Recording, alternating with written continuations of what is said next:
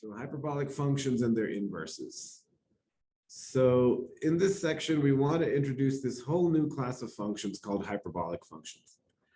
And, truthfully, really all we're doing here is introducing new notation. And so that'll really be part of the discussion today, is to just demystify the notation. So before I start talking about hyperbolic functions, I kind of want to start with just an example. If I had a function f of x, and I defined it to be x squared plus x, then what I would be doing is I would be taking two existing functions, namely a parabola and a line, and I'd be combining them to create this new function called x squared plus x.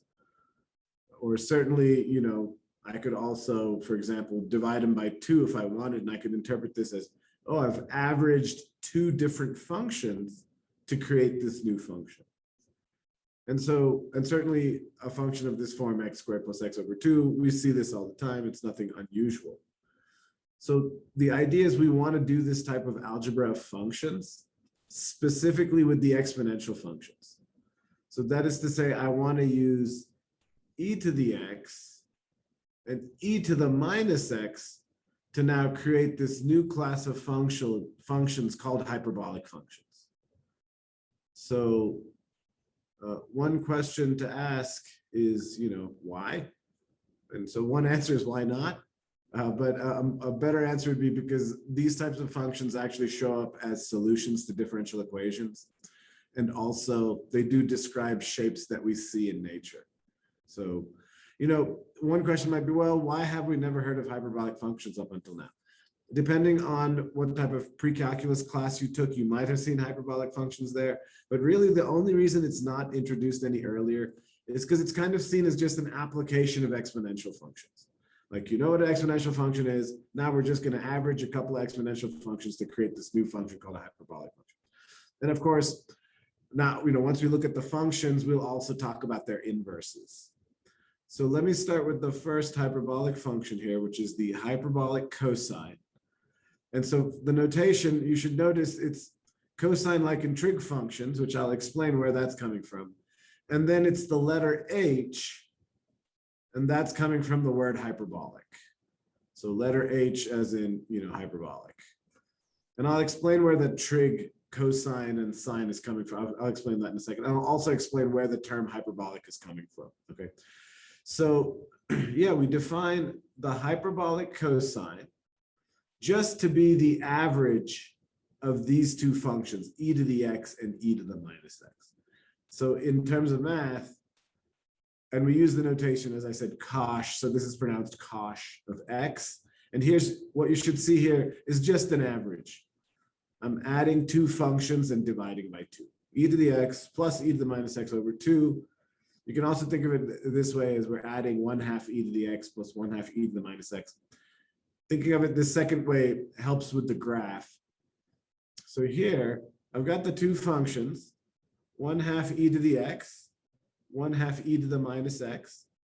And for any fixed value of x, what I'm doing is I'm figuring out what's the y value from one of the functions, 1/2 e to the x, what's the y value from the other function, 1/2 e to the minus x. I'm adding these two y values and dividing by 2 and coming up with this new y value, which I'm calling Cosh of x. So we're just averaging the y values. And you can see the graph of Cosh here. It looks like a parabola, but it's not. This is its own unique shape. It's known as a catenary. So typically you'll see a catenary if we have two structures and we have like a rope or a metal chain. This shape is described by the hyperbolic cosine. It's known as a catenary. And as I mentioned, the hyperbolic cosine is pronounced as Cosh, not a word I just randomly made up, actual word from science. And now that we're talking about functions, we should also talk about its inverse. And so obviously we should notice here the function's not 1-to-1. So to invert this function, we restrict the domain to x greater than 0. And so now it becomes a one-to-one function. And now I can reflect the function about the diagonal to get, our inverse. And so here, when I reflected about the diagonal, we get our inverse. So this would be the arc Cosh of x, or the inverse hyperbolic cosine of x. And remember, it's just a function. It's just an input-output machine. That's all. Here, what's a little weird is this notation. This Cosh stuff is a little strange, but it's just new notation. At the end of the day, this thing is just a function. It's an input-output machine. You give me an x, I'll take that x and plug it right here in these two places, and I'll calculate the right-hand side, and that'll be the output of this function. So we can also define the cinch, the hyperbolic sine. In this case, we're still averaging, but now it's e to the x and minus e to the minus x. And so you can think of it as an averaging of functions. And here we can calculate the graph in the same way. I can, for any x value, I can find the y value on, minus 1/2 e to the minus x, this part. And then I can find the y value on the other function, 1/2 e to the x. And then we average these y values. We add them and divide by 2, and you get some y value, which we're calling the cinch of x. And so this kind of sinusoidal shape here, this is the cinch function. It's not like an x cubed. It's its own unique shape. And as I mentioned, it's pronounced cinch or hyperbolic sine. And if you look at the graph, you notice it's one-to-one. It passes the horizontal line test. So here we can just, reflect the function about the diagonal line. Whoops. We can just reflect the function about the diagonal line to get its inverse. And as usual, the way we work with the inverse, and I'll show you an example shortly, is we convert the equation. Here, by applying cinch to both sides, I can rewrite y equals, the inverse of cinch of x. I can rewrite that as cinch of y equals x, and it's the usual game that we're playing with the inverse. So to get from the left to the right, I just apply cinch to both sides. And that's kind of how, of course, if you want to go from here to here, you'd apply cinch inverse. But I'll show you an example of how we work with the inverse shortly here. And so now, using the Cosh and the cinch, just like with trig functions, we can now define the hyperbolic tangent as cinch over Cosh. And this is very reminiscent of the trig functions. That's on purpose. And here you see the tangent. I'll explain why this trigonometry-inspired notation, where that's coming from. And as I mentioned, the H is for hyperbolic. It sounds fancy, but I'll show you it's really not fancy. It's just a word we're using to identify this class of functions. So the hyperbolic tangent, by plotting points, since we know what cinch and Cosh look like. And remember, don't be fooled by this notation. In the numerator, I just have e to the x minus e to the minus x divided by 2. And then this whole thing in the denominator is just divided by e to the x plus e to the minus x over 2. And the over 2's actually can cancel. So, at the end of the day here, the over 2's can actually cancel. At the end of the day, what we really have on the right-hand side is just this function created with e to the x and e to the minus x. It's messy looking, so we've introduced this kind of shorthand notation. But you can always go back to the original definition, and that'll be one of the basic strategies of how we work with hyperbolic functions. So the hyperbolic tangent is pronounced tanch, and you can see from its graph, it's bounded between -1 and 1. The graph looks a lot like the Arctan graph, except the Arctan, is bounded between -π/2 and π/2, but it's, it's not the Arctan graph. It just kind of looks like it. So here, again, you can see from the graph, it's one-to-one. It passes the horizontal line test. so we can just reflect the graph to invert it. And so that's what the inverse of the hyperbolic tangent would look like. So let me talk about this word hyperbolic, because it really makes things seem unnecessarily fancy and complicated. Really, it's just a classification system. So first of all, this comes from three-dimensional geometry when we look at what's called a conics, a cone. So here, a 3D cone is this thing, both the top and the bottom. Okay, that's just how it's classified. That's what a 3D cone looks like.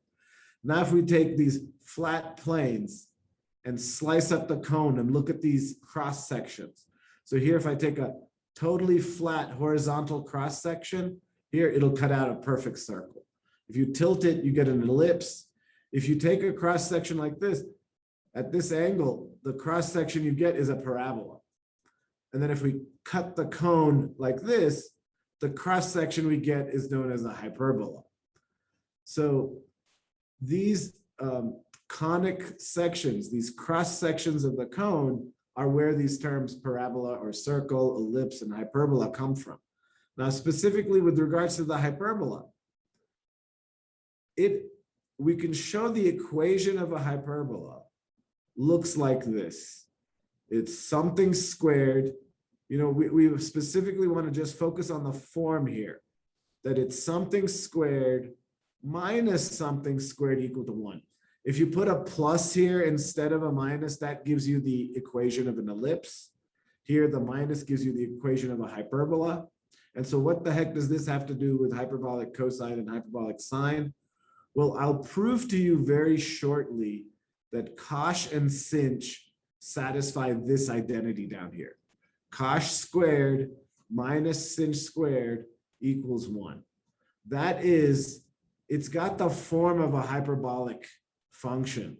Something squared minus something else squared equals 1.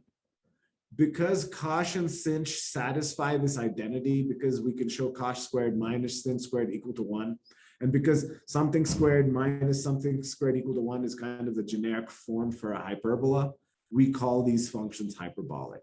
That is the only reason. Cosh and Cinch, you know, satisfy this equation. Another way to think of it is they are points on a hyperbola because they satisfy the equation Cosh squared minus Cinch squared equal to 1. And be careful, this is kind of like cosine squared plus sine squared equal to 1, but there's a minus sign. So here the order matters. You know, Cinch squared minus Cosh squared would equal -1. So here the order matters, and this would be one of these identities. You know, so for what we're responsible for here, because it's at the end and it's fast, is mainly the particulars of Cinch, Cosh, and Tanch. And certainly this identity would be, you know, important to know. And certainly, once again, I would refer you to the guidelines for chapter 5 for what you're responsible for and what you're not. So yeah, this identity and its connection to the hyperbola, you know, is why we call it a hyperbolic function. I'll show you in 1 second here where the trig-inspired notation comes from. So now we know where the term hyperbola or hyperbolic comes from. So here, let's do some basic math with the hyperbolic function. So here we want to find the exact value of Cinch of 0 and Cosh of ln of 3. So for me, the same lesson that I apply to the absolute value, I apply here. We really should ask ourselves, what does this notation really mean? And we should unwrap the notation. So here, I know Cinch of x, I've memorized that Cinch of x is equal to e to the x minus e to the minus x over 2. So to find Cinch of 0, all I'm going to do is plug in a 0 everywhere there's an x on both sides of the equation. And then I'm just going to do the math. And then I'm going to calculate the left-hand side. E to the 0 is 1. E to the minus 0 is 1. So here I get 1 minus 1, you know, over 2. So I can conclude that Cinch of 0 is 0. It's really important to unwrap the notation and ask yourself, okay, hold on. What does Cinch mean? How do we define that in the first place?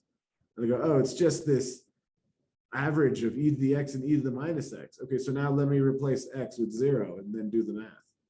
For Cosh of ln of 3, I do the same thing. I know Cosh of x I've memorized. Cosh of x equals e to the x plus e to the minus x divided by 2. And here I've replaced the x with ln of 3 wherever an x occurs. And now I want to simplify the fraction on the right-hand side. So e and ln are inverses. So these will cancel, and this will actually become a 3. For the other expression, be careful. The e and the ln don't cancel just yet because there's a minus sign in between them. This minus sign, using properties of log, I can bring it inside and write it as an exponent. So this becomes e to the ln of 3 to the negative 1. Now the e and the ln can cancel, and here I have 3 to the negative 1.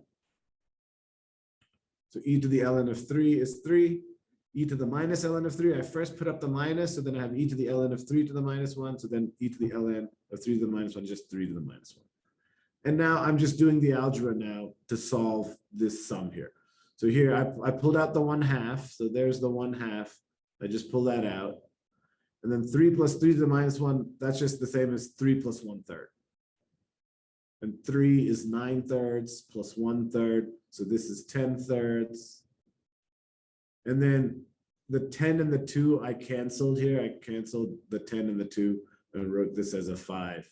And so I get a 5/3. And so my conclusion here is, the hyperbolic cosine of ln of 3 is obviously 5/3. I just threw in the obviously to be a jerk. It's not obvious at all. But now that we've calculated it, now we can say, yeah, it's obvious. But again, the moral for me, it's all about first asking myself, okay, hold on, what's the math definition of Cosh? And, here we have to know that, oh, this is just defined to be e to the x plus e to the minus x divided by 2. And so now I can use that definition to find the Cosh of ln of 3. Let's do a limit. So here this limit's tricky because it involves all new functions. And here I'm trying to cause some trouble for you. In the numerator, we have arctan, the inverse of the tangent function. And in the denominator, I have a tanh, 1 plus the hyperbolic tangent evaluated at e to the minus x. So first, just to have your eyes practice and get used to seeing this notation and just saying, okay, what's the difference? What does it mean? Because the arctan and the hyperbolic tangent aren't the same function, right? So now what we're going to do is just take it piece by piece. I'm going to think about the limit of the numerator and limit of the denominator. And when I'm thinking about the limits, if you know the graphs, that really helps. I know the arctan graph looks like it's bounded between minus pi over 2 and pi over 2. And it kind of looks like this, where it goes through the origin. That was bad right there. And here, this is an asymptote. Minus pi over 2 and pi over 2. So I know the numerator here. As x goes to infinity, according to the graph, this will go to pi over 2. So I know what the numerator is doing. For the denominator, you work inside out. What you should see is 1 plus tanh of e to the x. In the denominator, this is a composition. Tanh of e to the minus x is a composition. So let me first figure out what's e to the minus x doing as x goes to infinity. I know the graph of e to the minus x looks like this. So as x goes to infinity, e to the minus x goes to 0. And so I'm now asking myself, what's the tanh of 0? So as I said, arctan goes to pi over 2 as x goes to infinity. So that's in the numerator. And here, e to the minus x goes to 0 as x goes to infinity. So just applying our principles of limits, I get pi over 2 over 1 plus tanh of 0. Finally, if you remember the graph of tanh, it looks just like arctan, except it goes between 1 and minus 1. And so I can see from the graph Cinch of 0 is just 0. So my limit is pi over 2 over 1 or just pi over 2. You know, you kind of, your eyeballs have to get used to the notation, and then you just have to take it piece by piece. Right here, I distributed the limit top and bottom. And then we just take the limit of each piece, working from inside out as necessary. You know, recognizing I have a composition here. And so just let me work from the inside out. And of course, the graphs are very helpful in thinking about how the functions behave when you're doing limits. So here I want to prove that hyperbolic identity, that Cosh squared minus sin squared equals 1. I'm going to do it in 2 steps. So here, this first example seems random, but it'll come together in a second here. So for this first example, I want to prove Cosh minus Cinch equals e to the minus x. And I also want to prove Cosh plus Cinch equals e to the x. Again, to me, this is a lesson about notation. It looks really complicated, but if you apply the definition, it turns out to be really very straightforward. So Cosh of x, I've memorized, is e to the x plus e to the minus x over 2. Cinch of x, I've memorized, is e to the x minus e to the minus x over 2. Here, don't forget to put the parentheses around the cinch. Okay, now this minus sign here is now going to distribute to each term. So now we're just going to do the algebra on the right-hand side here. I distribute the minus sign. I get minus e to the x over 2 plus e to the minus x over 2. And here, the e to the x over 2 and the minus e to the x over 2, they cancel. The e to the minus x over 2, they double up. So here you have e to the minus over 2 plus e to the minus x over 2. They double up, cancel the 2's, you get e to the minus x. So I've proved this first identity. Again, here, you know, one lesson is to think about, don't let the notation fool you, just replace the notation with its definition. Okay, so we've proved that first one. Let's prove the second one, and then we'll put them together. So for Cosh plus Cinch, I'm doing the same thing. That is, I'm replacing Cosh with its definition. I'm replacing Cinch with its definition, and then just doing the math. Here, this time, the minus, the e to the minus x, that cancels. We get 2e to the x over 2, cancel the 2's, I have e to the x. So great, we've proven this identity. Now let me use this. As I said, this was really a preamble to prove this hyperbolic identity. So this is really what I wanted to show you. So I claimed that Cosh and Cinch satisfy this equation. And because they satisfy this equation, this is the reason we call the function e to the x plus e to the minus x over 2 a hyperbolic cosine, and e to the x minus e to the minus x over 2, we call it a hyperbolic sine. I haven't justified the cosine and sine part yet. I'll do that in 1 second. So here, for Cosh squared minus Cinch squared, just think of this as an a squared minus b squared, a difference of squares. So I can factor it as a minus b times a plus b. And now we showed in the previous step that a minus b here, Cosh minus Cinch, equals e to the negative x. And we showed in the previous step that Cosh plus Cinch equals e to the x. And e to the x times e to the minus x is, you know, e to the, and you add the exponents. So e to the negative x plus x, e to the 0 or 1. So that shows Cosh squared minus Cinch squared satisfies this, you know, kind of fundamental identity. It's like for trig functions, we have cosine squared plus sine squared equal to 1. This is that version for hyperbolic functions. But be careful, it's a minus, and the order matters. It's Cosh squared minus Cinch squared equals 1.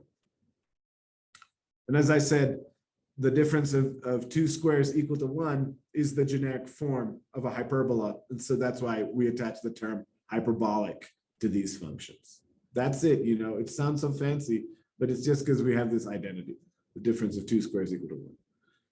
So once we've defined Cosh and Cinch and Tench, we can define the other, you know, hyperbolic functions like we do trig functions. So I can define the hyperbolic cosecant as 1 over Cinch. We can define the hyperbolic secant as 1 over Cosh. And we can define the hyperbolic cotangent as Cosh over Cinch. The notation is not meant to make things more difficult. It's meant to make things easier. This way you can piggyback your knowledge of trig functions and apply it to hyperbolic function with a little tweak.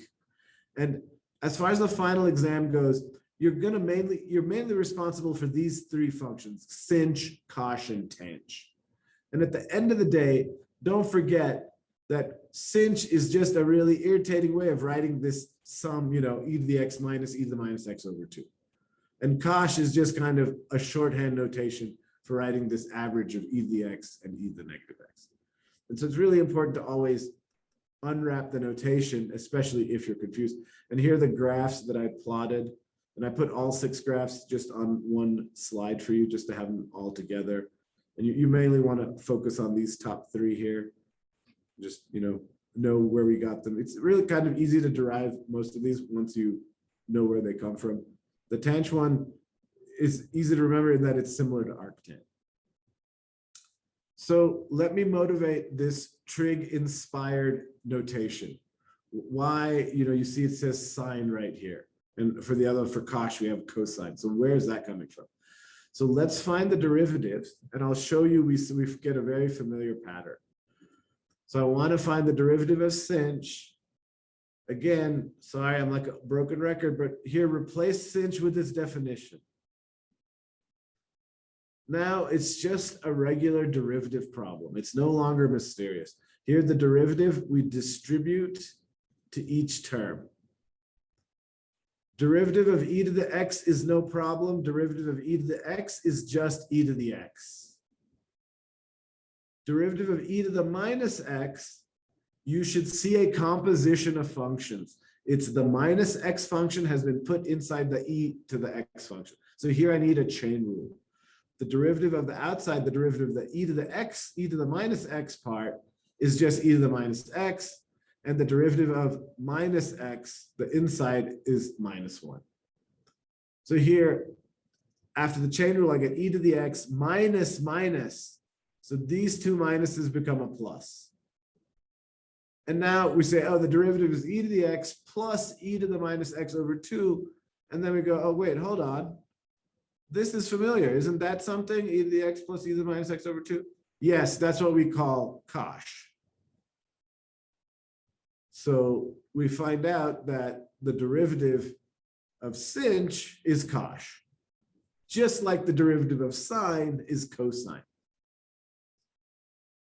And how about Cosh? You know, what's the derivative of Cosh? Does it follow the pattern of the trig function? Again, proceeding by definition, I replace Cosh with its definition in terms of the exponential functions. And then now it's just a regular derivative problem. Distribute the derivative to e to the x and e to the minus x. Remember here, for e to the minus x, we need a chain rule. Derivative of the outside times the inside. Derivative of e to the x is just e to the x. And so now when I simplify, I get the derivative of e to the x minus e to the minus x over 2. And, you know, now we step back and say, hey, hold on, isn't that something? Yes, that's what we've defined as Cinch. And so the derivative of Cosh is Cinch. It's not the same as trig functions, right? The derivative of cosine is negative sine, but it's very similar. And this is why we use this trigonometry-inspired notation, because of this derivative pattern, that the derivative of Cinch is Cosh, the derivative of Cosh is Cinch, and in fact, the other hyperbolic functions very closely follow the derivative pattern for the regular trig functions. So here, derivative of Cinch is Cosh, that's like regular. Derivative of Cosh is Cinch, okay, so this is different. Derivative of Tanch is Sech squared. Derivative of tangent is secant squared. So this is like regular. Derivative of hyperbolic cosecant is negative hyperbolic cosecant times the hyperbolic cotangent. Well, the derivative of just regular cosecant is negative cosecant cotangent. So that's matching. Derivative of sech here is negative sech tang. So this is different, right? The derivative of secant is just secant tangent, not negative. So these two seem to be different. This last one, derivative of the hyperbolic cotangent is negative hyperbolic cosecant squared. This is very similar to our regular derivative of cotangent is just negative cosecant squared. So save but for two of the formulas, all of the derivative formulas are very similar to the derivative formulas for the trig functions. This is why we use the trig-inspired notation, the sine and the cosine, and the fact that Cosh squared minus sinh squared equal to 1, that's why we write the H for the word hyperbolic. And that's why we attach the term hyperbolic to these functions. So it sounds complicated, but at the end of the day, it's kind of, sort of very straightforward reasons why we attach this super fancy name to it. So now you'll see some standard derivative problems. Some, Calc 1 starts all over again. What's the limit? What's the derivative? So for example, here's a type of derivative problem you might see on the final exam. Find the derivative of tanh of ln of 2x. So of course, first and foremost, I want you to recognize it's a derivative problem and that we're trying to take the derivative of a composition of functions with the natural log of 2x being the inside function and tanh being the outside function. So I'm going to do the derivative of the outside, derivative of tanh evaluated at the inside. So derivative of tanh is sech squared evaluated at ln of 2x. I get sech squared of ln of 2x times the derivative of the inside function.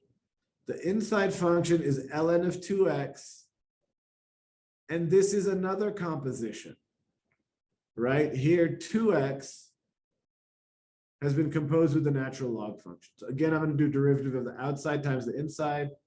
Derivative of ln of x is 1 over x. I want derivative of ln evaluated at 2x would be 1 over 2x times the derivative of the inside. So here, derivative of 2x is just 2. And now I just, put all the denominator terms together just to finish it up. So here's my derivative sech squared of ln of 2x over x. So other than the new kind of notation and new, derivative formulas, the fundamentals still apply. I'm still using chain rule. I'm still doing derivative of the outside times derivative of the inside. I just now need to know this new derivative formula for the derivative of the outside. And, of course, I need to know the formula for the derivative of the inside as well, which is a new derivative formula. And the final will focus on these new functions. So let's do an antiderivative. So here, there's basically two strategies when working with the integrals of hyperbolic functions. The first strategy is to think about what if this were just sine and cosine. So I'll think, okay, what if I had the same problem, but instead of sinh and cosh, it was just sine and cosine? How would I do it then? And typically the strategy that works for that may work for the case where it's sinh and cosh. The other thing you can always do, of course, is to go back to the original definition, replace sinh with e to the x minus e to the minus x over 2. And in the denominator here, replace cosh with e to the x plus e to the minus x. Oh my God, I can't write. E to the minus x over 2. And then, try and do manipulations. But here we don't want to do all that. That's way too much. That might work, but it's just unnecessary. Here, there's an easy u substitution. Just like if this was sine over 1 plus cosine squared, I would try a u sub, and I would try to either let u be cosine or u be sine. Here, what works is if we let u be cosh. In the denominator, we have the cosh squared. So let's let u be cosh. Then du will be sinh of x dx, because the derivative of cosh is sinh. And sinh of x dx is exactly what we have in the numerator. So this entire numerator term is going to become our du. And in the denominator, the 1 plus Cosh squared, remember Cosh squared is just Cosh of x, the whole thing squared. And here I'm going to replace this Cosh with u. So now I get the antiderivative of 1 over 1 plus u squared du. And again, this is one of our new antiderivative formulas, so I've memorized the derivative of arctan is 1 over 1 plus x squared. So here I recognize this as being the antiderivative here is arctan of u. And then finally, replace the u with Cosh x to get back to the original variable. So yeah, this is just a u substitution. If this was instead of a Cosh, if this was just 1 sine x over 1 plus cosine squared dx, I would do exactly the same thing. You would let u be cosine, and here you'd get an extra minus sign would be the only difference, So that's one strategy. Another strategy is to just replace it with its definition. So here, this looks like a very complicated problem. And if this wasn't a Cosh, if this was just a cosine, then this would be a very complicated problem. And in fact, this type of integral e to the x cosine x dx, we don't try to solve in Calc 1. That's a Calc 2 problem. But this e to the x Cosh x dx, that actually, let me just try and replace the Cosh with its definition. So here, I know Cosh of x is e to the x plus e to the minus x over 2. So I replace that. Now just do some algebra. I'm going to distribute this e to the x to each term. E to the x times e to the x is e to the x plus x, or e to the 2x.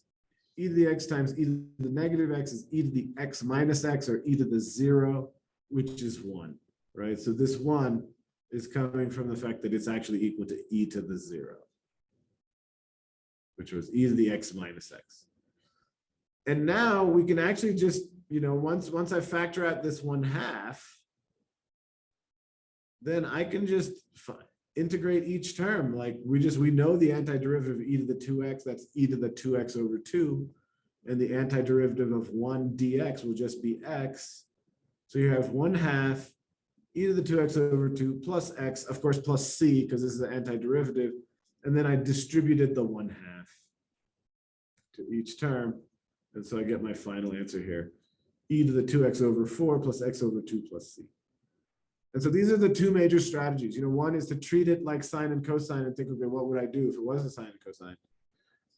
Or to try to, another strategy here would be to try to use an identity. So I don't know if we can replace 1 plus Cosh squared, because I know Cosh squared minus Cinch squared equals 1. So yeah, I don't think that gives us a usable identity, but that would be another option.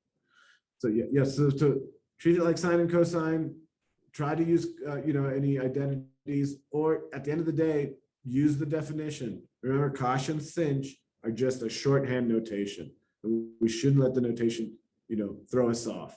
It's just a notation for, as I said, e to the x plus e to the minus x over 2, and e to the x minus e to the minus x over 2. So yeah, as I said, it's introduced here at the end of Calc 1 because it's just thought of as an application. Exponential functions, function algebra, how to add and subtract functions. So here's just an application of both of those two ideas. And the notation is set up to kind of help, not necessarily hurt, in terms of like the derivative formulas and stuff like that. Okay, so let me do a quick inverse problem, and then we'll see how you're doing. So here I want to find the derivative of, and let's take our time and look at this function.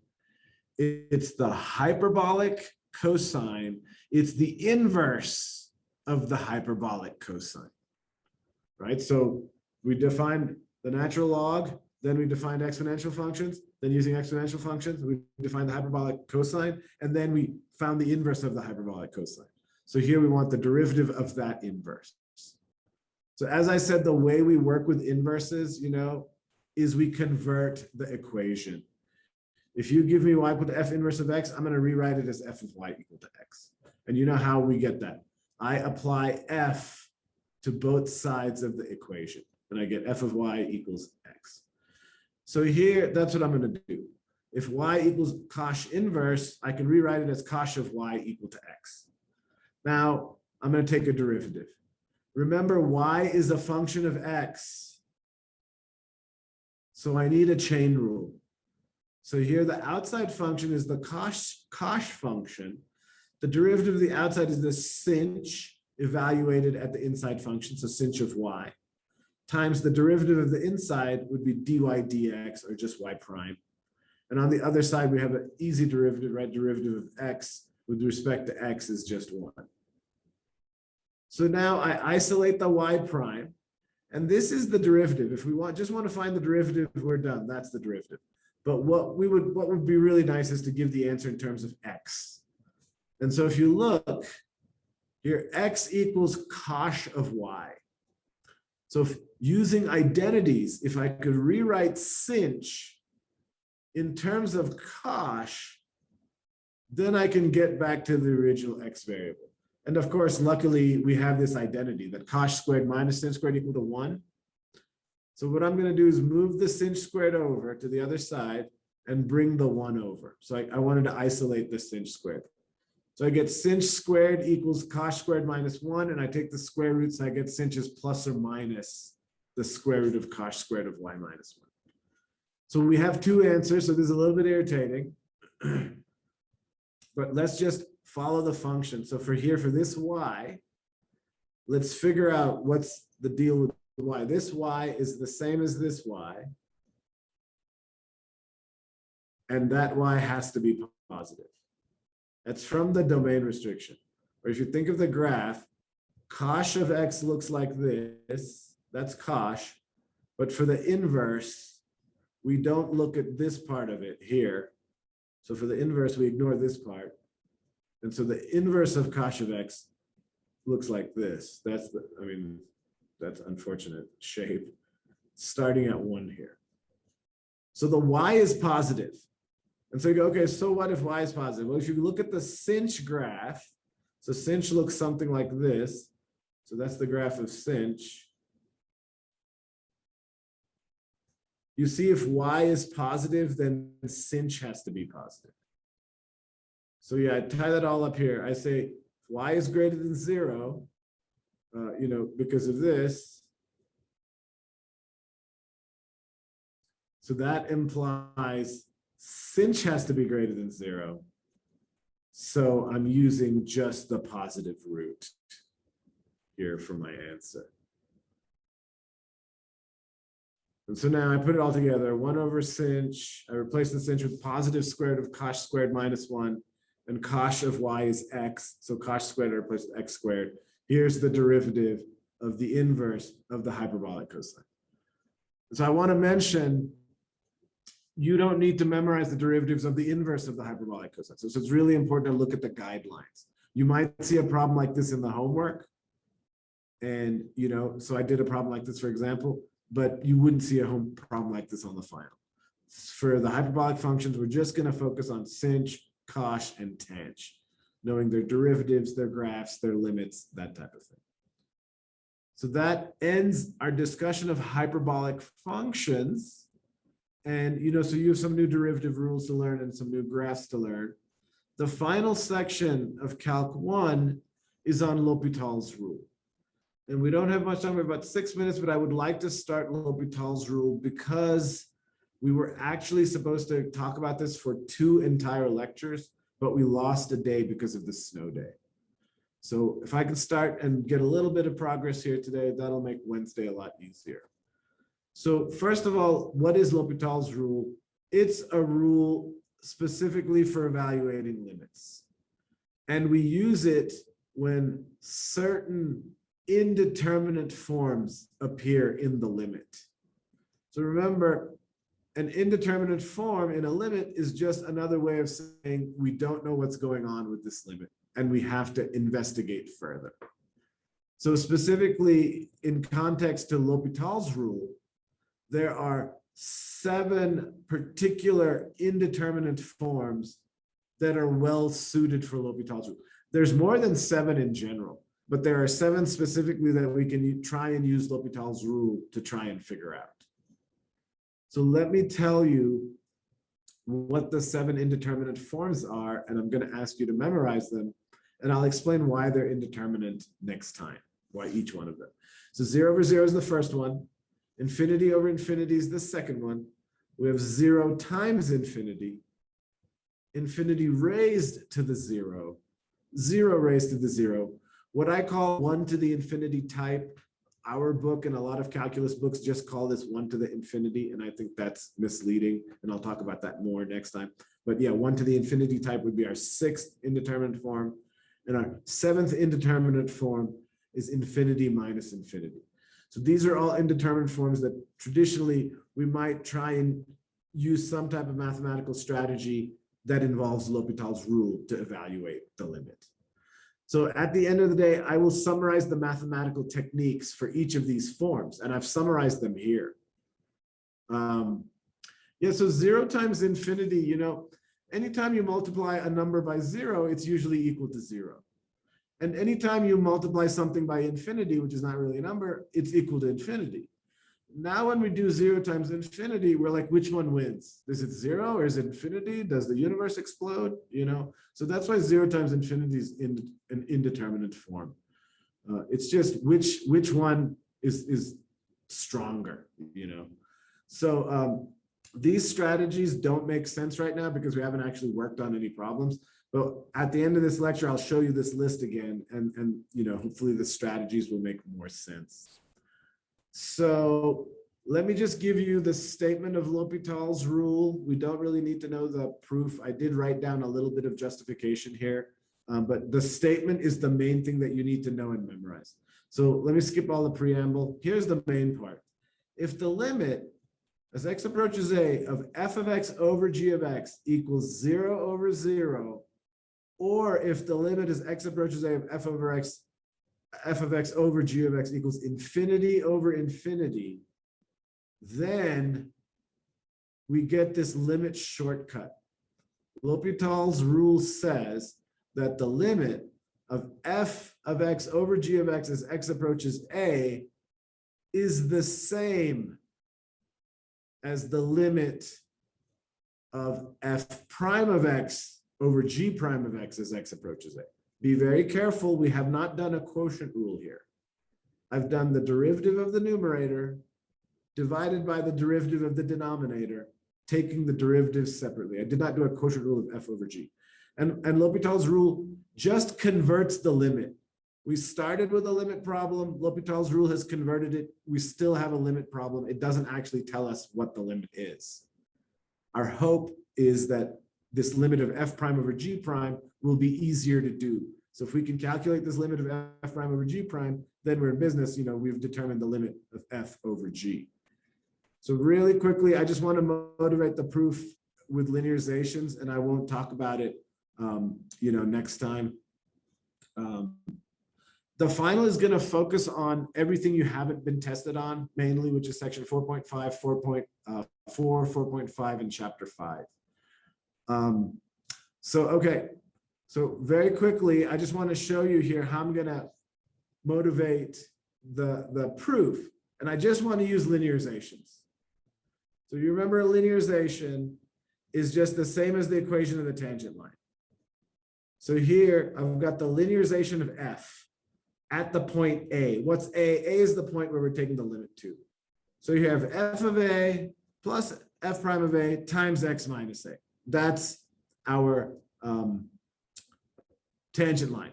But here, f of A equals 0, because we say that the limit as x approaches A of f of x over g of x equals 0. Here, this limit is just f of A over g of A.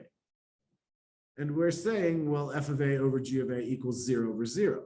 So in particular, we're saying here, f of A equals 0. So this first term goes away. Our linearization just looks like f prime of A times x minus A.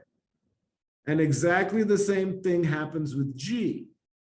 The linearization of the function g at the point A is g of A plus g prime of A times x minus A, but g of A is 0. So the linearization is just g prime of A times x minus A. So now I'm going to use the linearizations to approximate the limit. How does that work? Well, you remember that if x is very close to A, when x is near A, I can approximate the function with its linearization. So in a limit, certainly x is close to a. So here, f of x in the numerator, I approximate with its linearization. G of x in the denominator, I approximate with its linearization. And then now I cancel the common terms, which is the x minus a. So then I'm just left with f prime of a over g prime of a when you take the limit. But f prime of a over g prime of a, if you assume the derivatives are continuous, you can write that as the limit of f prime of x over g prime of x as x approaches a. So this isn't a hardcore proof, but it is trying to motivate that you can compare the quotient of the functions with the quotient of their tangent lines, because you're basically kind of comparing their shapes. When the values of the functions are zero, we start to compare the shapes. So one last comment here. When we do use L'Hopital's rule in a limit, we like to use this notation just to let the reader know that we've used L'Hopital's rule. So here I have my original limit, and then if I'm using L'Hopital's rule, I write L apostrophe H, and then I have the limit of the derivative of the numerator divided by the derivative of the denominator. And if I can now do this limit on the right-hand side, then that's a successful L'Hopital's rule problem. All right, folks, I'm going to stop right here. I will continue with doing examples in L'Hopital's rule on Wednesday, the very last lecture of class. All right, so I'm going to stop right here.